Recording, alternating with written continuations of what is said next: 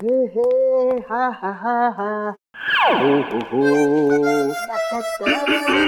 अरे फ्रेडी साहब आप यहाँ? मुझे छोड़िए सालुंके साहब, आप बताइए आप इतने खुश क्यों हैं? अरे यार वो बात ये अरे तो जाने देना यार, तुझे क्या मतलब है, जाने दे। अरे ऐसे कैसे जाने दूं? आपके खिले हुए चेहरे का राज तो मैं जान कर ही रहूंगा। आप बताते हैं या मैं एसीपी साहब को फोन एसीपी साहब को बीच में क्यों ला रहा भाई? हैं? अच्छा फ्रेडी, मैं अपने राज की बात तुझे बता सकता हूँ, लेकिन एक शर्त है। तू ये बात एसीपी प्रद्युमन को नहीं बताएगा। ठीक है ठीक है, पक्का ना? पक्का। बात ये है फ्रेडी कि आज जब मैं अपने घर में अपनी पुरानी कवर चेक कर रहा था ना, मालूम है मुझे उसमें क्या मिला? मोजे? अबे मोजे से ऊपर उठेगा कि नहीं? मोजे देख में मिले ये कॉलेज के टाइम के लेटर्स, लव लेटर्स। तो ये है आपकी खुशियों का राज। यस, ये लव लेटर्स। बिल्कुल। कौन है वो? पता नहीं। पता नहीं? अरे यार मतलब पता नहीं कौन थी वो, मैंने पता लगाने की कोशिश की पर पता ही नहीं चला यार। वैसे सालुंके साहब, कोई लड़की आपको लव लेटर्स लिखे, ये बात कुछ हजम नहीं हो रही है। हजम नहीं हो रही है? ये देखने के बाद भी हजम नहीं हो रही है, हैं? अभी तू मुझे समझता क्या है? रेडी, कॉलेज के टाइम में मैं अपने आप में एक हीरो था, हीरो। अरे अपनी एक स्टाइल थी, वाह स्टाइल। कॉलेज का छोड़िए सालुंके साहब, अभी तो आप एक फिल्म के विलन जैसे लग रहे हो। क्या कह रहा था तू? मैं कुछ नहीं। कुछ नहीं कह रहा तू? पक्का? पक्का। अरे यार फ्रेडी, भुला दिया। अबे ये बता तू यहाँ आया क्यों था? अरे सालुंके साहब, मैं भी भूल गया था। एसीपी साहब ने पोस्टमार्टम की रिपोर्ट मंगवाई है। अरे यार ये एसीपी प्रद्युमन हमेशा घोड़े पे सवार क्यों रहता है यार? बोला था ना करता हूँ अभी। टाइम लगता है फ्रेडी। सालुंके साहब, आज आप अकेले हैं क्या? तारिका दिख नहीं रही है। अरे तारिका को मैंने जरा काम से भेजा यार। वैसे तुझे क्या मतलब है तारिका से? कुछ नहीं, ऐसे यार फ्रेडी, एक बात समझ में नहीं आ रही है यार, खून तो इनका जहर की वजह से हुआ है, लेकिन ये जहर इनके शरीर में गया कैसे, ये बात समझ में नहीं आ रही है यार।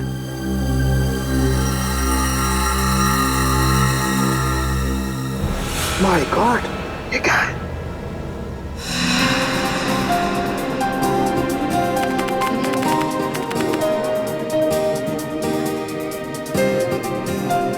सर कैसा महसूस कर रहे हैं आप? आपकी जिंदगी का सबसे बड़ा और पहला एग्जीबिशन है।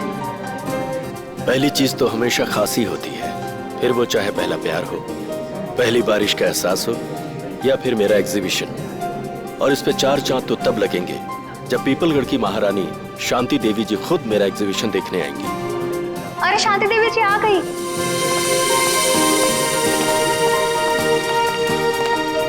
शांति देवी जी, मैं आपका बहुत आभारी हूँ जो आपने इस छोटे कलाकार के लिए अपना कीमती वक्त निकाला। कलाकार कभी छोटा नहीं होता मुकेश जी, और वैसे भी हमें कलाओं से हमेशा से ही लगाव है। आपकी एग्जीबिशन देखते हैं? जी जरूर, आइए।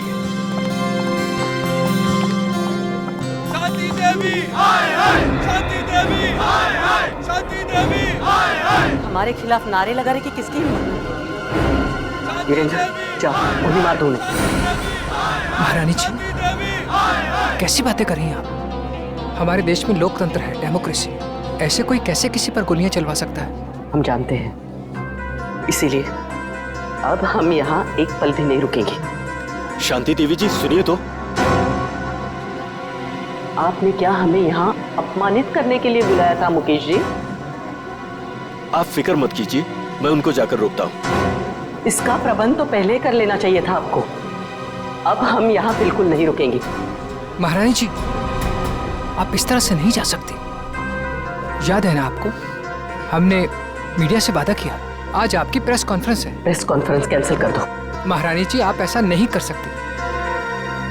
अखबार और मीडिया वाले पहले ही आपसे खफा हैं। अगर ये प्रेस कॉन्फ्रेंस कैंसिल कर दी तो उन्हें एक और मौका मिल जाएगा आपके खिलाफ बोलने का। ठीक है, प्रेस कॉन्फ्रेंस शुरू की जाए। हमें पानी ये नहीं हमारे लिए अपनी बोतल मंगवाइए। देखिए, अब आप लोग एक एक करके अपने सवाल पूछ सकते हैं, पर ध्यान रहे महारानी जी यहाँ सिर्फ 15 मिनट के लिए, उसके बाद इन्हें एक जरूरी मीटिंग में जाना, तो फिर देरी किस बात की? हाँ तो शांति देवी जी, मैं आपसे ये पूछना चाहती हूँ कि जब आपके पति यानी कि पीपलगढ़ के महाराजा चंद्रशेखर जी आपके लिए अरबों खरबों की संपत्ति वैसे भी छोड़ चुके हैं, तो फिर आपने मुंबई वाली जमीन का सौदा क्यों किया? जमीन हमारी थी, हमें लगा कि बेचनी चाहिए तो हमने बेच दी। पर उन लोगों का क्या जो जमीन से बने चौल में रह रहे हैं? उनका तो पूरा का पूरा परिवार सड़क पे आ जाएगा ना। तो इसमें हम क्या कर सकते हैं? हमने तो उन्हें नहीं कहा था कि हमारी जमीन पे आके रहें। महारानी शांति देवी जी, क्या ये बात सच है कि मोहल्ले में रहने वाले लोग आपके फैसले से नाराज होकर आपको धमकी भर चिट्ठियां लिख रहे हैं? हाँ, उन्होंने हमें जान से मारने की धमकी दी है, लेकिन हम ऐसी धमकियों से नहीं डरने वाले। अगर आज हमारा राज होता तो ऐसी गुस्ताखी करने वाले लोगों को कब का हाथी के पैरों तले कुचल दिया होता।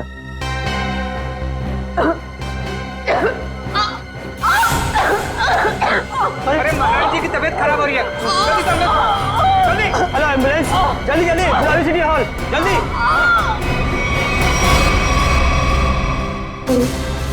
अरे महारानी जी तो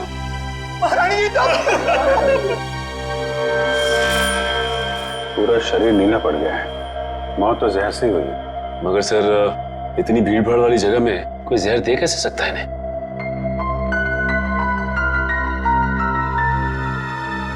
मिस्टर अनिकेत, आप रानी साहिबा के पिए हैं ना? जी सर। रानी साहिबा ने यहाँ आने से पहले कुछ खाया पिया था क्या? जी सर, महारानी जी ने सुबह हमेशा की तरह बाल्मी होटल में जूस पिया और हल्का सा नाश्ता किया, उसके बाद यहाँ आकर ये पानी पिया जो इन्होंने दिया था। नहीं साहब, मैंने कुछ नहीं किया, इसमें मिनरल वाटर था, मैं भला क्या कर सकता हूँ साहब? तो वो तो पता चल जाएगा।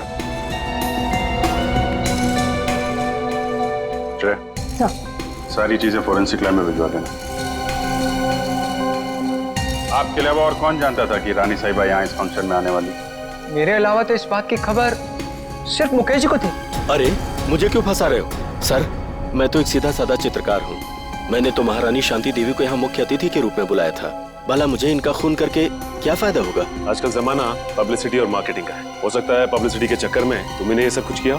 सर, मुझे ऐसी पब्लिसिटी की कोई जरूरत नहीं है, और वैसे भी इनको मारने से सबसे ज्यादा फायदा उन लोगों को होता जो एग्जीबिशन के बाहर इनके खिलाफ नारे लगा रहे थे। नारे लगा रहे? जी। कौन लोग थे? दरअसल महारानी जी ने अपनी एक मुंबई वाली जमीन का हाल ही में सौदा किया था, जिसकी वजह से उस मोहल्ले में रहने वाले कई लोग अपने घरों से बेघर हो गए थे। तो आपको लगता है कि ये काम उनमें से किसी ने किया है? हाँ सर, वो लोग महारानी जी को धमकी भरी चिट्ठियां लिख रहे थे कि अगर उन्होंने जमीन का सौदा किया तो वो उन्हें मार देंगे। ऐसे इन मोहल्ले के लीडरों को जरा ब्यूरो में बुलवाओ। आइए। ये उन लोगों के लीडर्स जिनकी जमीन शांति देवी ने बिल्डर्स को बेची थी। तो वो तुम लोग हो जो शांति देवी के खिलाफ जगह जगह नारा दे रहे थे? हाँ, लेकिन हमने कोई गलत काम तो नहीं किया ना साहब। भले ही वो होगी किसी पीपलगढ़ की महारानी, मगर सैकड़ों गरीबों को बेघर करने का उन्हें कोई हक नहीं है। तो तुम लोगों ने धमकी भरी चिट्ठी लिखोगे? उनकी जान ले लोगे? नहीं, हमने कोई धमकी भरी चिट्ठी नहीं लिखी, ना ही हमने किसी की जान लेने की कोशिश की। ये हमारे आंदोलन को बंद कराने की साजिश है। चुप! शांति देवी को चिट्ठी तुम में से ही किसी ने लिखी है, समझे? पता है हमें। रेडी? तो कागज और पेन दे दो।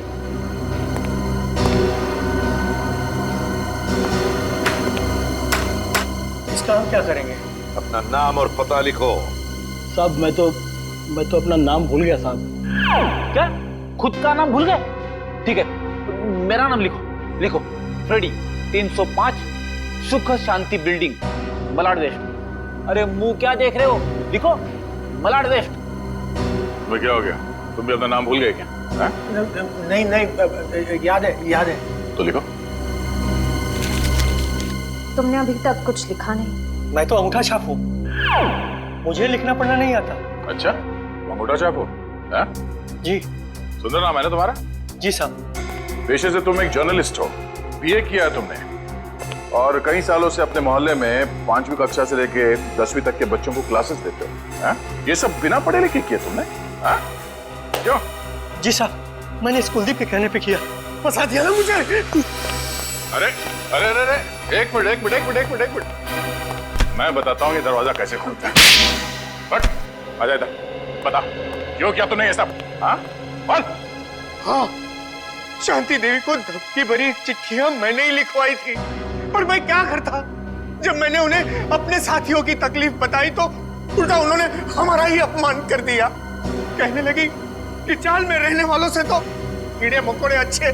ये सुनकर मेरा खून खौलने लगा, उबलने लगा मेरा खून। और खून इतना उबला कि तुमने खून ही कर दिया शांति देवी का, है?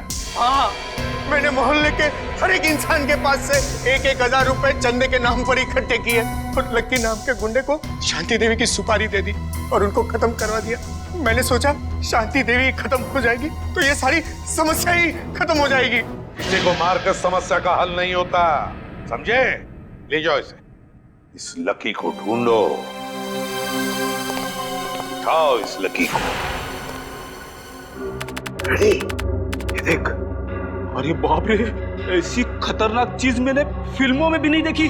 मुझे यकीन ही नहीं हो रहा ये सच है या सपना। मैंने जिंदगी में इतनी पोस्टमार्टम किए, इतनी लाशें काटी, लेकिन ऐसा तो मैंने पहले कभी नहीं देखा। This is impossible। ये यहाँ कैसे? यार, शांति देवी ने आर्ट एग्जीबिशन में इन चीजों को हाथ लगाया, इन चीजों को हाथ लगाया था। एक मिनट, रेडी, जरा ओके देना। ये वाला, हाँ ये।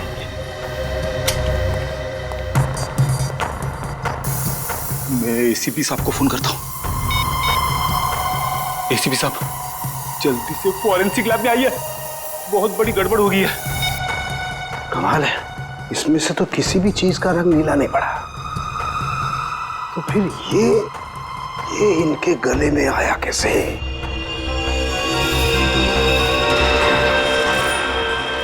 माय गॉड, इनके गले के अंदर सांप। बॉस, अपने सीआईडी के कैरियर में बहुत कुछ देखा, बहुत कुछ सुना, बस यही बाकी रह गया था। लोग तो सांप के जहर से मरते हैं, लेकिन इनके तो गले में मरा हुआ सांप। वही तो, एन गजब की पहल। ना जानकी देवी के खाने में सांप का जहर था, ना इनके शरीर पर कहीं पर भी सांप के डसने के निशान नहीं, और फिर भी एक सांप मिलता है इनके शरीर के अंदर, मरा हुआ सांप। सर, कहीं इन्होंने लंच में सांप तो नहीं खा लिया? नहीं फ्रेडी, नहीं। जरूर किसी ने किसी न किसी तरीके से, धोखे से इनके शरीर के अंदर एक सांप डाल दिया, सांप का जहर डाल दिया है, धोखे से। सर, उन किराएदारों ने बताया था कि उन्होंने शांति देवी को मारने की सुपारी लकी को दी थी। लकी? तो फिर अब लकी ही बताएगा कि शांति देवी के शरीर में उसने सांप डाला कैसे। क्या बात है बॉस, आप इतने परेशान क्यों? अरे राघव, घबराओ नहीं तो क्या करूं? सीआईडी वालों को लग रहा है कि शांति देवी का खून मैंने किया। मतलब शांति देवी का खून आपने नहीं किया? अरे मेरा दिमाग इतना खराब नहीं है राघव कि इतनी बड़ी हस्ती को मारने के बारे में सोचूंगा। मैंने तो सोचा था सिर्फ सुपारी के पैसे ले लूंगा और उन्हें मारूंगा नहीं, लेकिन मुझे क्या पता था कि वो सचमुच मारी जाएंगी और मैं फंस जाऊंगा। लेकिन सीआईडी तो यही सोच रही है कि खून आपने किया है। हाँ यार, इसलिए तो मैं ये देश छोड़कर जा रहा हूँ, और तुम लोग को भी जैसे मौका मिले ऐसी जगह चंपत हो जाओ जहाँ सीआईडी का हाथ तुम लोग तक न पहुंच पाए। बॉस, वो सब तो ठीक है, पर हमारा हिस्सा? अरे उसके बारे में तो मैंने कुछ सोचा ही नहीं। इतना काफी है कि तुम लोग रख लो। इतने सालों की वफादारी का ये इनाम। अब ये भी ले लो। इतना काफी है ना, बस। और ज्यादा लालच नहीं। ये मत भूलो कि मैं तुम लोग का बॉस हूँ। बॉस हो नहीं थे। क्या मतलब? मतलब ये कि अब हम तुम्हें इनाम देंगे और इसके बाद तुम्हें सीआईडी से कोई खतरा नहीं होगा। क्या कर रहे हो तुम लोग? तुम्हारा दिमाग तो ठिकाने पर है। सुनो, तुम ये पैसे आपस में बांट लो और किसी सुरक्षित जगह जाके छुप जाओ। क्या तुम्हें पैसे नहीं चाहिए थे राघव? पैसे बहुत है मेरे पास। मैं तो सिर्फ इतना चाहता हूँ कि शांति देवी के खून का केस तुम्हारी मौत के साथ बंद हो। मेरे साथ इतना बड़ा धोखा किया तुमने। कोई अपनी जगह से नहीं हिलेगा। सीआईडी, खून डालो इन्हें।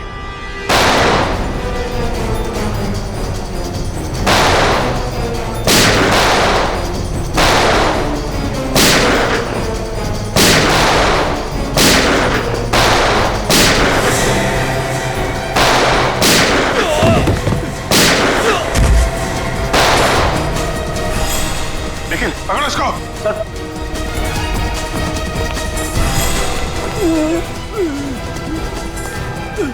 सर, ये तो लकी है सर। गोली मारी गई है।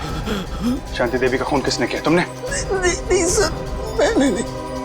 किसने मारी गोली? उन्हें तो बोलो।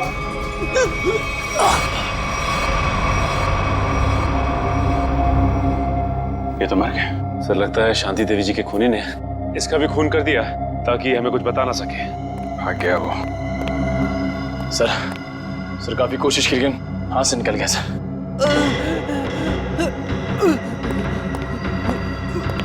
ये तो जिंदा है। सचिन, एम्बुलेंस को फोन करो जल्दी, इससे हमें काफी कुछ पता चल जाएगा। आसान, क्या पता चला उस सांप के बारे में? बॉस ये तो एक अफ्रीकन सांप है। अफ्रीकन सांप? हाँ फ्रेडी सर, ये देखिए, इस सांप का नाम है अफ्रीकन ट्रोगा और ये दुनिया का तीसरा सबसे जहरीला सांप माना जाता है। क्या इतना जहरीला सांप? क्या ये सांप हमारे देश में भी पाया जाता है? नहीं श्रेया, ये हमारे देश में नहीं पाया जाता, बल्कि एक अफ्रीका के भी छोटे से टापू मैरियट कोलोनो में पाया जाता है। सर शायद शांति देवी अफ्रीका के इस टापू मैरियट ओलानो गई होगी और शायद वहाँ का पानी इन्होंने पिया होगा और पानी में सांपों के अंडे होंगे जो इनके पेट में चले गए होंगे और अंडों से सांपों के बच्चे निकले होंगे। उनमें से एक बच्चा इनके गले तक आ गया होगा और इन्हें काट लिया होगा। बोल बोल सारुण के बोल। नहीं फ्रेडी, ऐसा नहीं हो सकता है। नहीं ना, देखो इंसान के पेट में HCl नाम का एसिड होता है जो बड़ी से बड़ी चीज को भी बहुत जल्दी पचा देता है। यहाँ तक कि ये एसिड लोहे के टुकड़ों को भी बहुत जल्दी गला देता है। एग्जैक्टली। इसलिए अगर इस तरह के अंडे शांति देवी के पेट में चले भी गए होते तो बस कुछ ही घंटों में नष्ट हो जाते। मतलब किसी अलग तरीके से वो सांप शांति जी के गले में गया। हाँ बॉस, और गया भी पिछले 24 घंटे के अंदर अंदर है। 24 घंटे के अंदर? सर पिछले 24 घंटों में तो शांति देवी उस होटल में ही थी। हाँ, पिछले 24 घंटे तो शांति देवी होटल बाल्मी में ही थी। तो फिर इस सांप का राज भी उसी ये होटल बाल्मी में खुलेगा। होटल बाल्मी में। हाँ अभिजीत, अच्छा उस गुंडे को होश आ गया? अच्छा नाम बताया उसने उस गुंडे का जो भाग गया वो? राघव। राघव।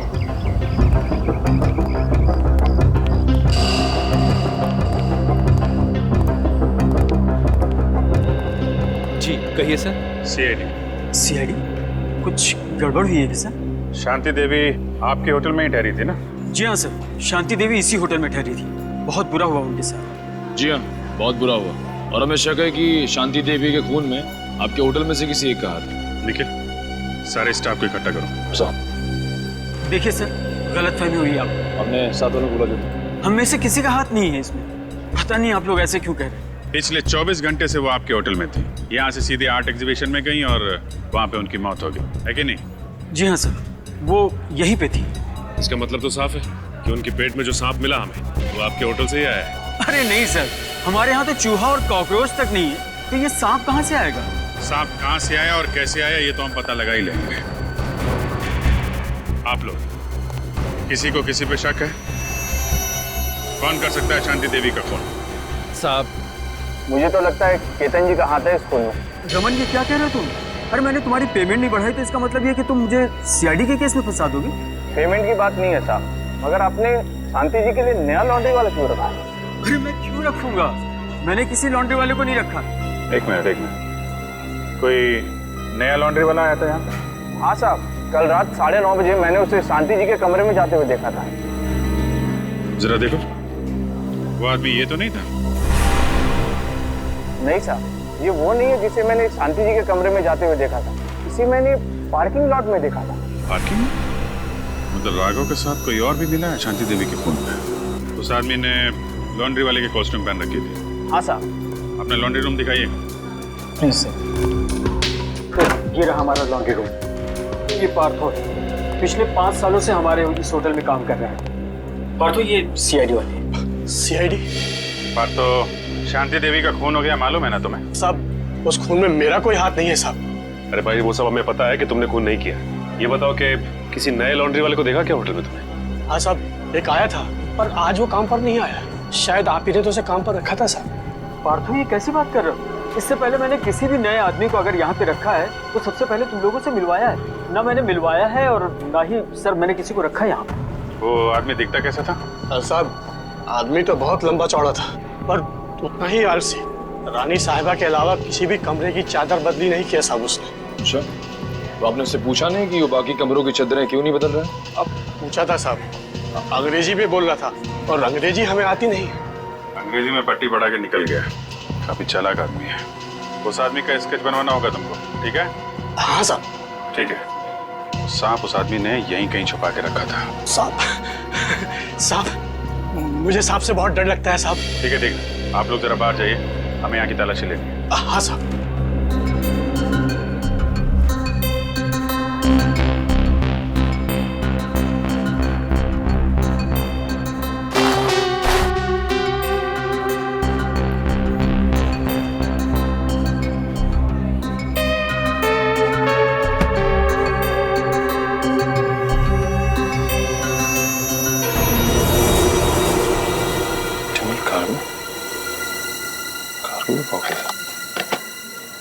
सर, बॉक्स में है सर।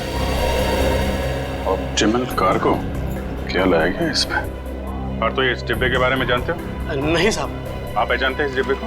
नहीं सर, इस बॉक्स को इससे पहले मैंने कभी नहीं देखा। स्प्रे निकालना सचिन।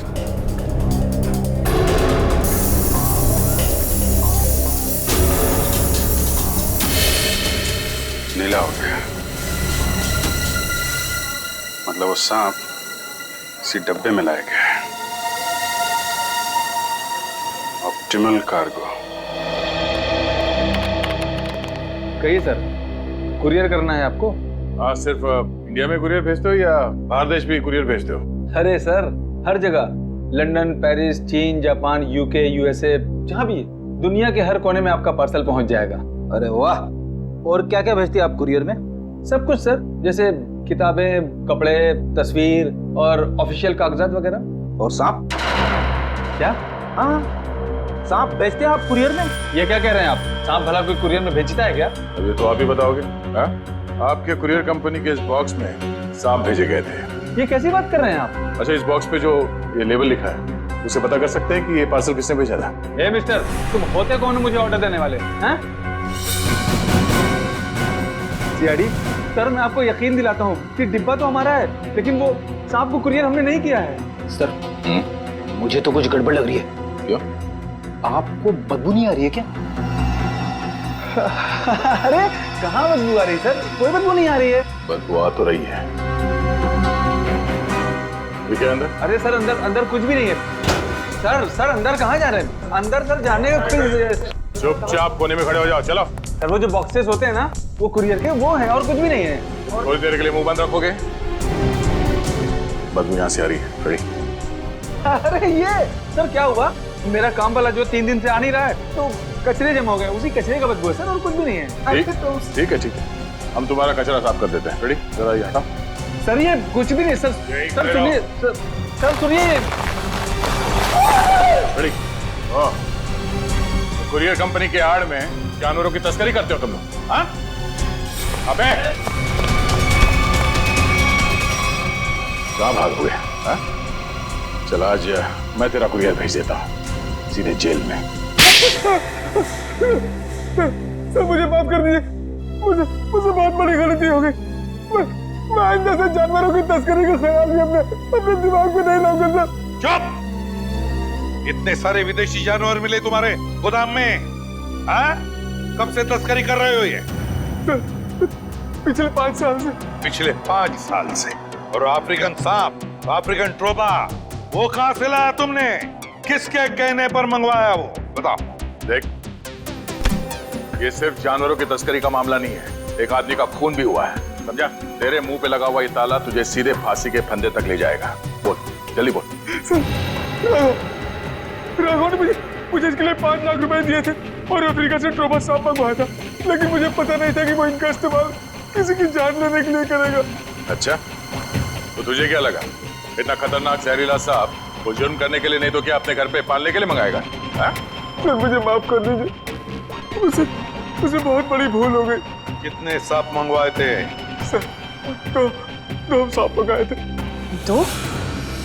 पर सर हमें शांति देवी के गले में से सिर्फ एक ही सांप मिला था। हाँ ये बात तो है, एक ही सांप मिला था, एक ही सांप। और ये कीमती हार, ये कहां से आया तुम्हारे पास है? सर ये हार राघव ने मुझे दिया था मेरे काम से खुश होकर, और कहा था कि ये पीपलगढ़ के राजघराने का हार है सर। पीपलगढ़ के राजघराने का हार? राघव के पास ये हार कहां से आया? वही तो दया, कुछ न कुछ तो गड़बड़ जरूर है, कुछ न कुछ तो गड़बड़ जरूर है। जरूर कोई न कोई तो है उस राजघराने से संबंधित जिसने शांति देवी का खून किया है। हाँ सर, और एक बहुत बड़ी पहेली है जो मेरी समझ में नहीं आ रही सर। इस शांति देवी को मारने के लिए कोई अफ्रीका से सांप क्यों मंगवाएगा? इंडिया से कोई जहरीला सांप उठा लेता या फिर ऐसे ही मार देता। सर उस पहेली का जवाब इस पेपर में। पेपर में? हाँ सर, इस पेपर में लिखा है कि 20 साल पहले पीपलगढ़ के राजा की मौत अफ्रीका में हुई थी, इस ट्रोबा सांप के डसने की वजह से। हाँ सर, अखबार में लिखा है कि सांप राजा के खाने के थाली में छुपा के रखा गया था, और जैसे ही राजा खाना खाने लगे सांप ने उन्हें डस लिया। हाँ सर, पीपलगढ़ के गांव वालों का कहना है कि राजा की मौत में उनकी पत्नी रानी शांति देवी का हाथ था। राजा की मौत में रानी शांति देवी का हाथ था? तो फिर दया, अब 20 साल बाद कोई ना कोई तो है जो राजा की मौत का बदला लेना चाहता है, उसी सांप के डसवाने से जिस तरह से राजा की मौत हुई थी। पीपलगढ़।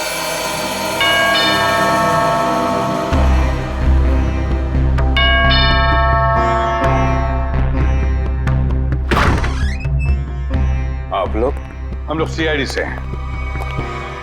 शांति देवी की मौत के सिलसिले में हम कुछ पूछताछ करने आए। अरे वाह सर, कितनी आलीशान हवेली है। राजे महाराजाओं की ठाट की बात तो कुछ और ही है। क्या नाम क्या है तुम्हारा? जी मुरारी लाल।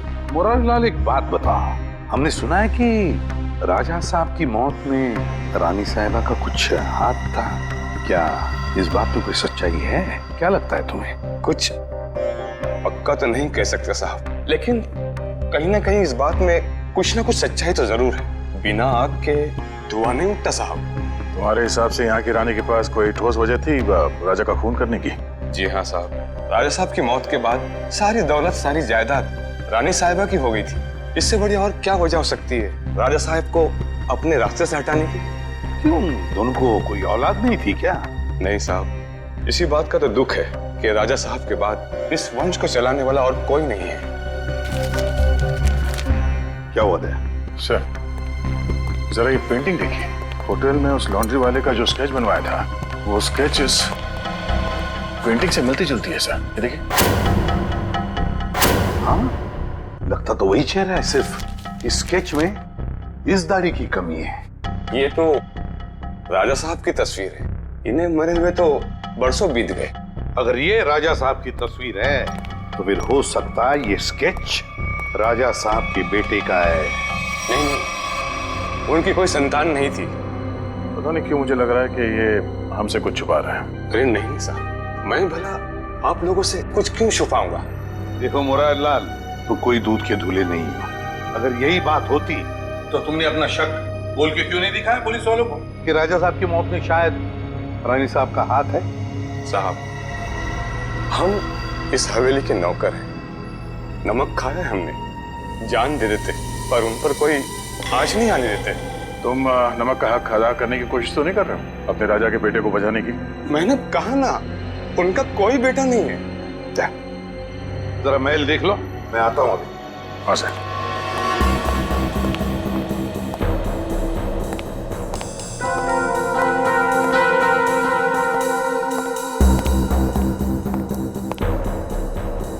नमस्ते साहब, मेरा नाम शंभू है साहब। आप यहाँ रानी शांति देवी की खूनी की तलाश में आए हैं? हाँ, तुम जानते हो शांति देवी का खून किसने किया है? नहीं साहब, इतना तो मुझे नहीं मालूम, लेकिन इतना जरूर मालूम है साहब कि मुरारी आपसे झूठ बोल रहा है साहब। मुरारी झूठ बोल रहा है? कैसा झूठ? यही कि राजा साहब की कोई संतान नहीं है। उनका एक बेटा है विक्रमजीत, उनकी पहली पत्नी विजया देवी से। विक्रमजीत पहली पत्नी विजया देवी से? तो राजा साहब ने शांति देवी के साथ कब शादी की? उनकी पहली पत्नी विजया देवी की मौत के बाद विक्रमजीत दूसरी शादी शांति देवी से कर ली साहब। अच्छा शंभू, ये विक्रमजीत है कहाँ पर? हो सकता है विक्रमजीत ने खून किया हो शांति देवी का, है ना? नहीं साहब, विक्रमजीत तो पहले ही मर चुके हैं साहब। हाँ साहब, हम दोनों एक उम्र के थे साहब, बचपन में साथ खेला करते थे साहब। जब अफ्रीका से राजा साहब की मौत की सूचना आई, उसके कुछ दिन बाद मुरारी विक्रमजीत को नदी किनारे ले गए शांति देवी के कहने पर। और मुरारी ने विक्रमजीत को मार डाला है?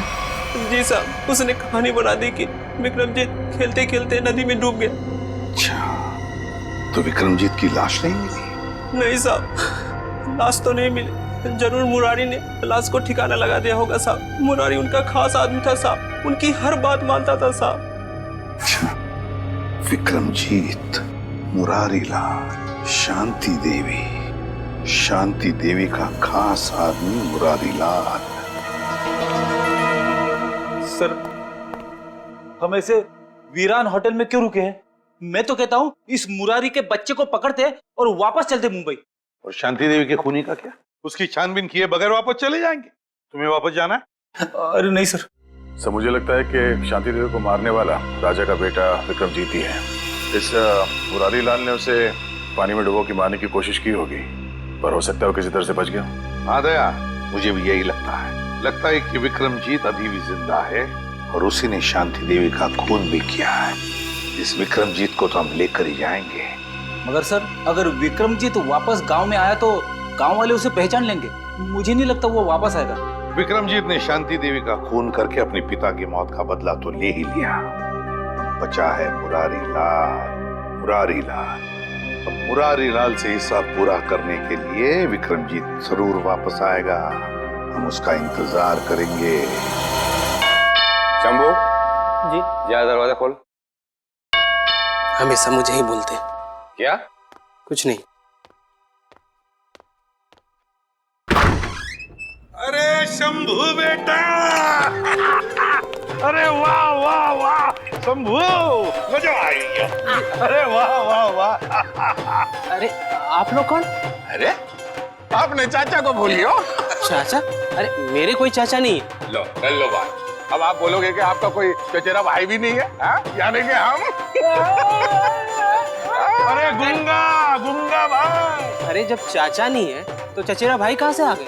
अरे ये लो, राजा साहब के महल में काम करने लगो तो भूल गए खानदान को। याद दिलाओ आ जाता।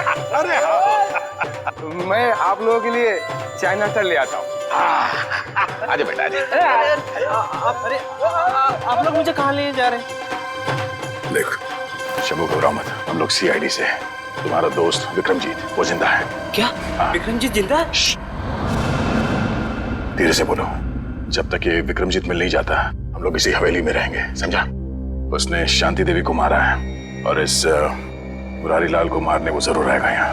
नहीं मानूंगा, चाहे कुछ भी हो जाए मैं हार नहीं मानूंगा।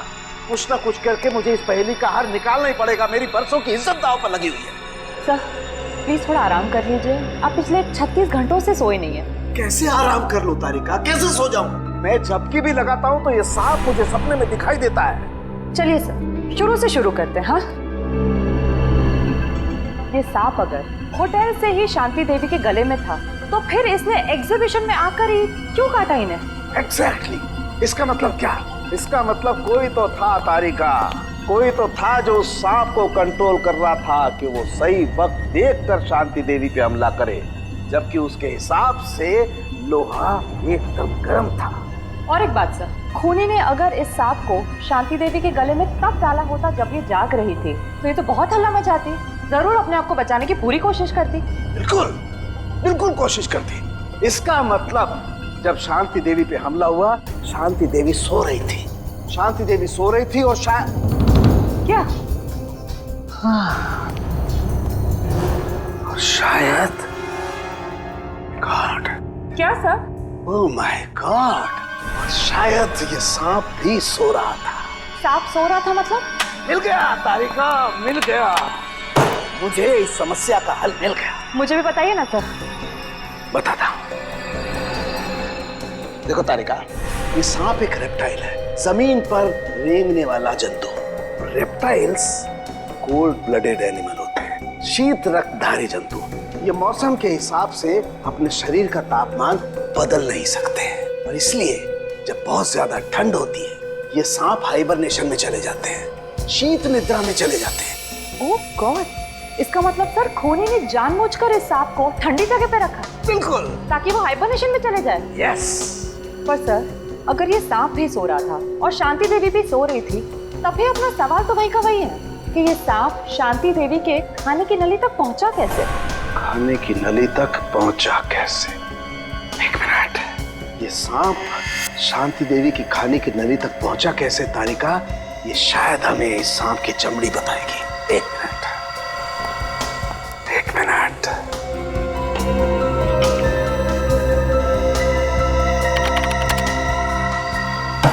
यस, ये देखो तारिका, ये क्या है? Poppy seed oil. और ये पॉपी सीड ऑयल सांप की चमड़ी पर लगा हुआ है। लेकिन सर, सांप तो ऐसा कोई तेल अपने शरीर से निकालते नहीं है ना? Exactly right. तो इसका मतलब क्या? इसका मतलब ये कि ये पॉपी सीड ऑयल नेचुरल तरीके से, प्राकृतिक रूप से इस सांप की चमड़ी पर नहीं आया है तारिका। किसी ने जानबूझकर ये पॉपी सीड ऑयल इस सांप की चमड़ी पर लगाया है तारिका, ताकि ये सांप एकदम स्मूथ हो जाए और आराम से शांति देवी के फूड पाइप में जाकर के बस जाए। और जब ये सांप शांति देवी के फूड पाइप में जाके बस गया तो इनके खाने की नली की गर्मी की वजह से सांप जाग गया, और जाग कर इसने शांति देवी के फूड पाइप के अंदरूनी हिस्से में डस लिया, जिसकी वजह से शांति देवी की मौत हो गई। और क्योंकि शरीर के अंदर इस सांप को भी ऑक्सीजन नहीं मिला होगा, ये भी मर गया। एग्जैक्टली। लेकिन सर, वो विक्रमजीत का क्या, जो इस सब के पीछे है? वो तो अब तक गायब है। मिलेगा तारिका, वो विक्रमजीत भी हमें मिलेगा। कैसे? ये पॉपी सीड ऑयल जो हमें सांप की चमड़ी पर मिला है तारिका, ये पॉपी सीड ऑयल ही हमें उस विक्रमजीत तक लेके जाएगा।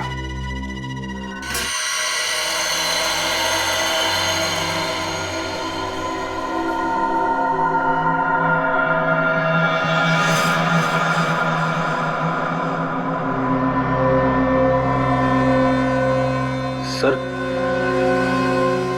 सर, हाँ, क्या हम लाइट चालू रखकर विक्रमजीत पर नजर नहीं रख सकते? क्यों फ्रेडी, अंधेरे से डर लग रहा है क्या? अरे बिल्कुल नहीं सर, मैं तो विक्रमजीत को पकड़ने के लिए बड़ा बेताब हो रहा हूँ। सर, ये तो बर्तन गिरने की आवाज है। लगता है वो आ गया था। सर, आवाज किचन की तरफ से आ रही है।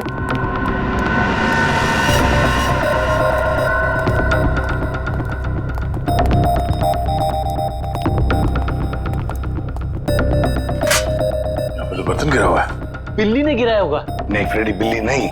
ये देखो, मुरारी का बिस्तरा खाली है। अरे कहीं मुरारी को कुछ कर तो नहीं दिया उसने?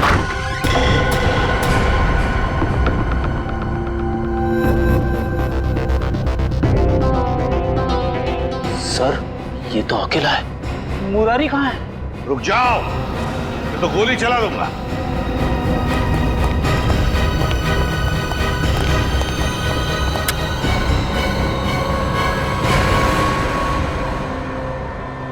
मुरारी लाल कहाँ जाने की तैयारी थी? हवेली छोड़ कर जा रहा हूँ साहब, हमेशा हमेशा के लिए। क्यों, डर तो नहीं लग रहा था कि विक्रमजीत तुम्हें मार न दे? ओह तो विक्रमजीत के बारे में आप लोगों को पता चल ही गया। हाँ, सीआईडी वालों से सच कभी छुपता नहीं, समझे? सीआईडी वाले? मतलब आप शंभू के रिश्तेदार वाले नहीं हो, सीआईडी वाले हो? हाँ, सीआईडी वाले। क्यों, कहाँ है विक्रम? विक्रमजीत कहाँ है? आप लोगों को सच तो मालूम पड़ गया, लेकिन आधा अधूरा। मैंने राजकुमार विक्रमजीत को नहीं मारा, बल्कि उसकी जिंदगी बचाई। मैंने पाल पोस के उसको बड़ा किया, उसे रानी शांति देवी की नजरों से बहुत दूर रखा, ताकि रानी शांति देवी को यह पता न चले कि राजकुमार जिंदा है। अगर उसे यह पता चल जाता तो उसे मारने में कोई कसर नहीं छोड़ती। इस वक्त विक्रमजीत कहाँ है? नहीं नहीं, मैं जान दे दूंगा, लेकिन आप लोगों को भी नहीं बताऊंगा। सच बता, देखते हैं। आसाड़ के पता जल्दी। यार ये तो हमें भी पता है कि विक्रमजीत ने खून किया है, कुछ नई बात बता। Poppy seed oil, oh poppy seed oil, good work Shalunkhe, कभी कभी अच्छा काम करता है तो थैंक यू। अब हम पहुंच जाएंगे विक्रमजीत के पास। मैं जानता हूँ सीआईडी तुम्हारे पीछे। पर बॉस आपको कैसे पता चला? ये लो, इसमें 5 लाख रुपए हैं और तुम्हारा नकली पासपोर्ट। आज शाम को 6 बजे की फ्लाइट है, लंदन निकल जाओ। शुक्रिया बॉस। अरे पैसे तो गिन लो। क्या बात, आप भी?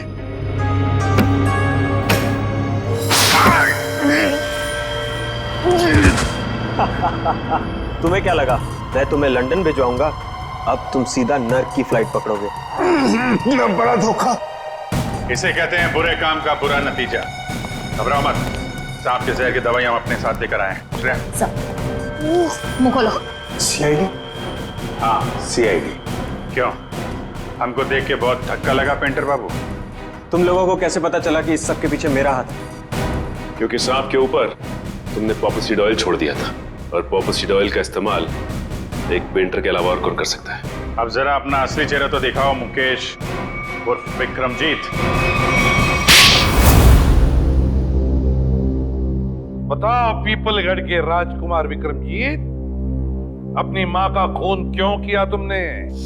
माँ नहीं थी वो, मेरी सौतेली माँ थी, जिसने पैसों के लिए मेरे पिता राजा चंद्रशेखर जी को तड़पा तड़पा कर मार दिया। और इसीलिए तुमने शांति देवी को भी उसी तरह मारा, तड़पा तड़पा के? हाँ, उसके गुनाह की यही सजा थी जो मैंने उसे दी। उसने मेरे पिता को ही नहीं मारा, बल्कि मुरारी के हाथों मुझे भी मरवाना चाहा। सजा देने का हक तुम्हारा नहीं, कानून का है। यही बात होती तो तुम कानून की मदद ले सकते थे। उसने मेरे पिता को मारा था, इसलिए उसे भी मारने का हक सिर्फ मुझे ही था। तुम्हारे मुकेश बनने के पीछे क्या मकसद था? मैं शांति देवी को अपनी आंखों के सामने मरता हुआ देखना चाहता था, इसलिए मैंने मुकेश का रूप लिया और वो आर्ट एग्जीबिशन रखकर उनको न्योता भेजा। फिर तुमने दीपक को 5 लाख रुपए दिए और अफ्रीका से वो जहरीला सांप मंगवाया, और फिर खुद एक लॉन्ड्री बॉय बनकर शांति देवी के कमरे में गए और पॉपी सीड ऑयल के जरिए वो सांप शांति देवी के गले में उतार दिया।